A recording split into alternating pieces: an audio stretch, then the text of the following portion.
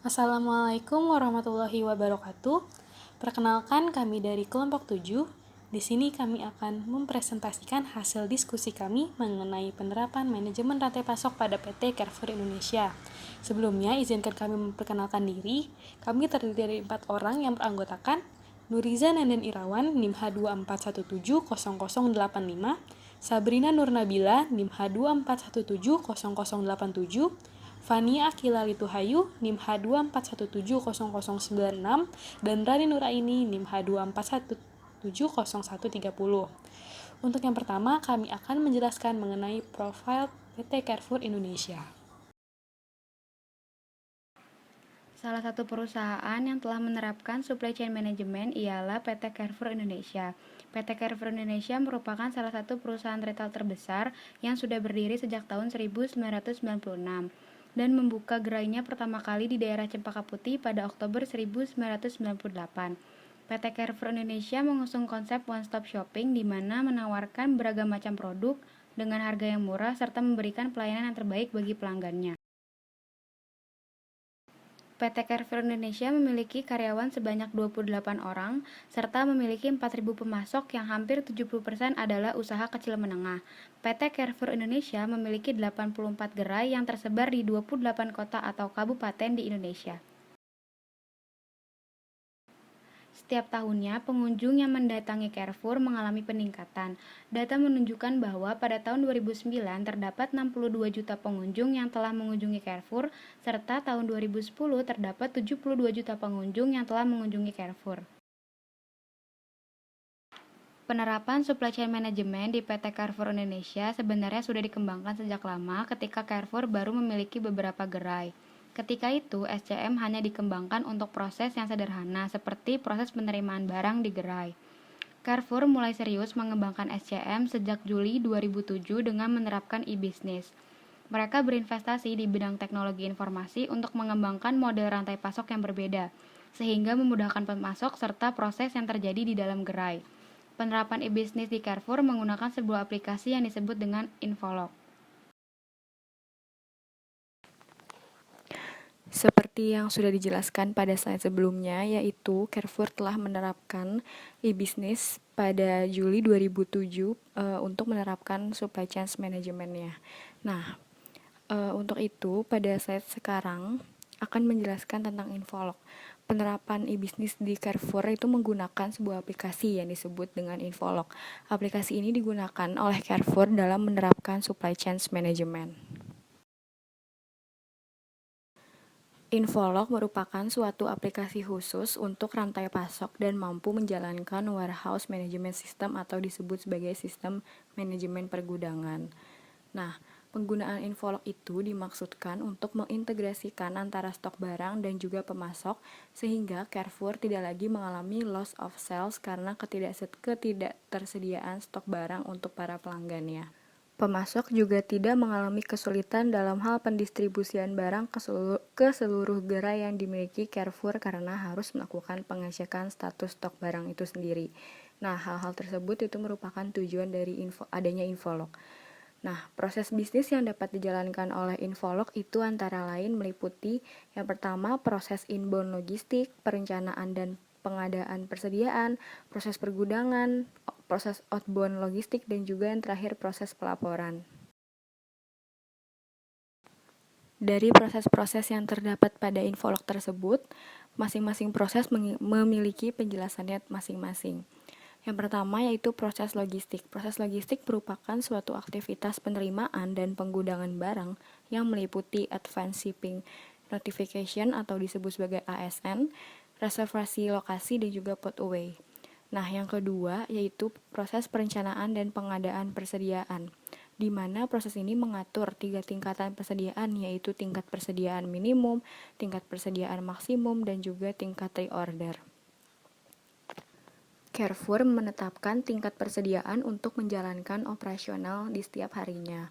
Tapi, karena Carrefour menggunakan sistem cross-dock yang bersifat just-in-time, sehingga persediaan yang ada menjadi sangat sedikit dikarenakan fungsi utama gudang itu hanya untuk meredistribusi produk. Selanjutnya, proses yang ketiga yaitu proses operasi gudang, di mana proses ini meliputi pendefinisian tipe gudang, manajemen ruang berdasarkan kapasitas dan volume, dan juga cycle count dan stock adjustment.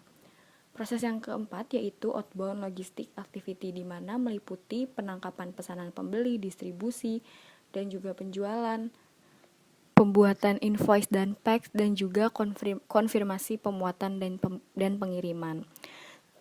Selanjutnya, proses yang terakhir yaitu proses laporan, di mana laporan yang dibuat itu untuk memenuhi keperluan manajemen dan teknis, di mana yang terdiri atas laporan sebagai berikut: laporan cycle count, laporan kosong, resep dan pengiriman, buku besar dan laporan persediaan, daftar angkut dan daftar kemas, invoice, laporan saran lokasi penyimpanan, laporan saran persediaan SKU, laporan fulfillment, lokasi kosong, dan kartu stok. Laporan ini keseluruhannya dimuat dalam 4 modul yang berbeda, yang outputnya itu berupa laporan yang diperlukan manajemen dan juga operator sebagai pertimbangan untuk pengambilan keputusan dan strategi. Selanjutnya ada cross-dock. Jadi sebelumnya supply chain ini dibangun oleh Carrefour didasarkan pada pertimbangan tingkat optimasi dari pabrik atau pemasok sampai ke rak gerai. Nah, jadi cross-dock ini merupakan metode yang dipakai oleh Carrefour untuk menganalisis setiap jenis produk dan supply chain pemasok. Cross-dock ini juga merupakan penerapan dari proses just-in-time di distribution center atau pusat distribusi. Nah, tujuan dari penerapan cross-dock ini adalah untuk mengefisiensikan proses sehingga stok di pusat distribusi tidak perlu ada. Sebagai contoh, misalnya pemasok hari ini mengirimkan barang ke distribution center Carrefour di Lebak Bulus. Maka keesokan harinya, barang sudah dikirim ke gerai-gerai dari Carrefour tersebut. Selanjutnya, metode cross-dock ini memungkinkan proses supply chain yang lebih transparan dalam hal distribusi produk karena tidak ada produk yang tertumpuk di gudang. Kemudian, setelah memakai sistem cross-dock di dalam supply chain, proses distribusi menjadi lebih mudah karena sudah terorganisir. Belum lagi karena barang setelah diperiksa dan dikategorikan langsung dikirim ke gerai yang dituju sehingga tidak terjadi penumpukan barang. Nah, berbeda dengan konsep pemasok langsung mengirimkan barang, di dalam sistem cross-dock ini, barang yang dikirim hanya barang yang dibutuhkan di gerai tersebut saja. Sebagai contoh, gerai Carrefour di Tamini, ia membutuhkan stok 10 barang yang berbeda dari 10 pemasok yang berbeda pula. Biasanya, 10 truk akan datang ke gerai tersebut dengan membawa barang untuk gerai Carrefour yang lain.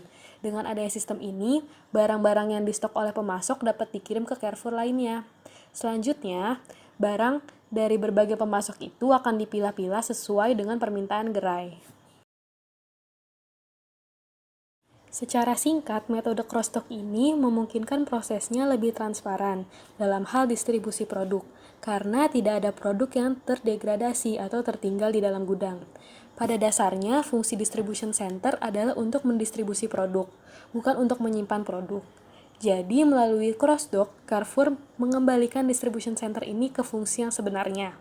Rantai pasok yang dikembangkan Carrefour ini bukan hanya berdasarkan proses pergerakan fisik produk, melainkan memperhatikan pula aliran informasinya. Carrefour mempertimbangkan penyederhanaan dokumentasi untuk penagihan dari pemasok dan pembayaran oleh Carrefour.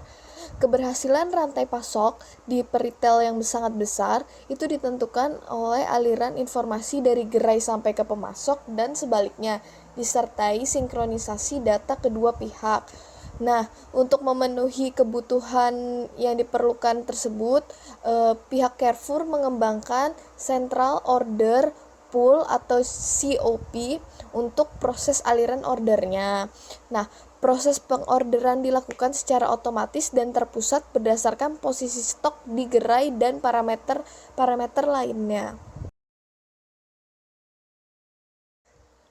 Dari aplikasi Central Order Pool, terdapat OpenPro ERP Distribution yang menjadi dasar dari segala macam proses yang ada di dalam Carrefour.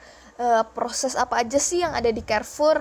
Nah, yang pertama tuh ada customer service yang menangani permasalahan dengan pelanggan, AD untuk menangani komunikasi dalam pemesanan, purchasing yang digunakan untuk membeli persediaan, inventory control yang berguna dalam mengontrol persediaan barang, order entry yang berguna dalam memesan barang, point of sale yang mengontrol harga penjualan, serta warehouse management yang berguna dalam mengontrol data warehouse. Untuk melakukan pemesanan barang dengan seluruh pemasok, Carrefour menggunakan sistem Electronic Data Interchange atau EDI. Jika order sudah diterima, pemasok bisa menerimanya melalui web.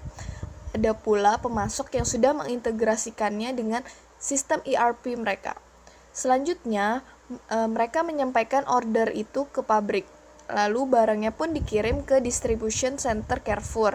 Mengingat kunci sukses proses order tersentralisasi adalah akurasi data stok di gerai dan pusat distribusi, pihak Carrefour menerapkan proses cycle count atau perhitungan stok menggunakan sampling setiap harinya. Dengan begitu, akurasi data di pusat distribusi diklaim hampir selalu 100%, walaupun mengelola puluhan ribu jenis produk. Sekian pemaparan dari kelompok 7. Terima kasih atas perhatiannya. Wassalamualaikum warahmatullahi wabarakatuh.